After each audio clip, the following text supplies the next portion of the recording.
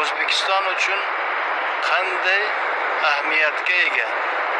Har qaysi O'zbekistonda yashayotgan odam, jamoatchiligimiz, xalqimiz mana shu masalani o'ziga ko'ndalang qo'yib, o'ziga yaqqol shu masalani tasavvur qilib, shu savollarga avvalambor javob berish kerak. Ya'ni o'ziga javob berish kerak. Xitoy bizlar uchun qanday ahamiyatga ega?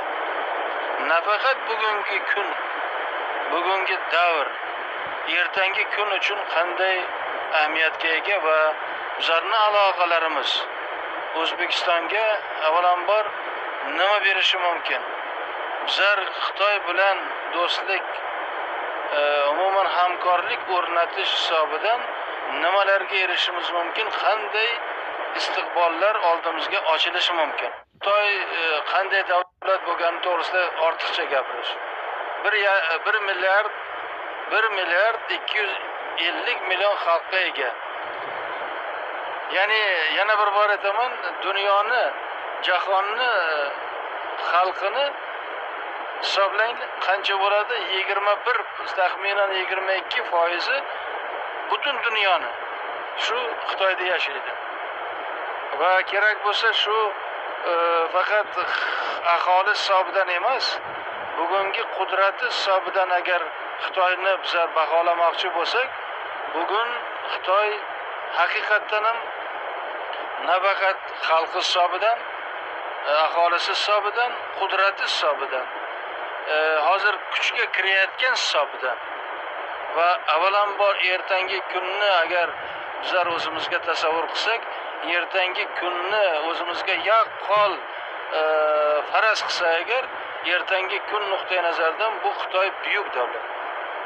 Bugun buyuk davlat va ertangi shu buyukligi, uni qudrati, uni kuchi o'sib borayotgan davlat va kerak bo'lsa xalqimiz shuni bilish kerak. 21-asrni birinchi 10 yilligi yo kerak bo'lsa 15-20 yil davomida 21-asr bu davlat bu faqat mana hisob kitobim emas, mana tasavvurim emas, butun dunyo tan olyapti. U Xitoyga qarshi chiqadigan, Xitoyni unda yoqtirmagan kuchlar ham majbur shunga tan berishgaki, Xitoy 21-asrning boshida eng kuchli va kerak bo'lsa eng davlatlarni, qudratli davlatlarni bittasi shu bo'ladi. Bunga isbot juda ko'p. Avvalambor hozir agar bugun o'sishni, Xitoyning o'sishini, salohiyatini, qudratini, iqtisodini o'sishini inobatga olsak, Xitoyga teng keladigan davlat o'zi yo'q. Kamida 7-10% har yili o'syapti. Ishonasizlarmi, yo'qmi? 80-yildan bugungi kunga agar uni qudratini o'sishini, salohiyatini o'sishini, ishlab chiqarishini o'sishini, yalpi mahsulotini o'sishini agar inobatga olsak, ishonasizlarmi, yo'qmi? 20 yilda kamida 10 barobar uni yalpi mahsuloti oshgan. 10 barobar. Agarki uni harbiy kuchini, umuman aytganda bugungi islohotlarni agar inobatga olsak, ham harbiy nuqtai nazardan, ham iqtisod nuqtai nazardan, ham ma'naviy nuqtai nazardan ham kerak bo'lsa, bu juda tez o'sib borayotgan davlat.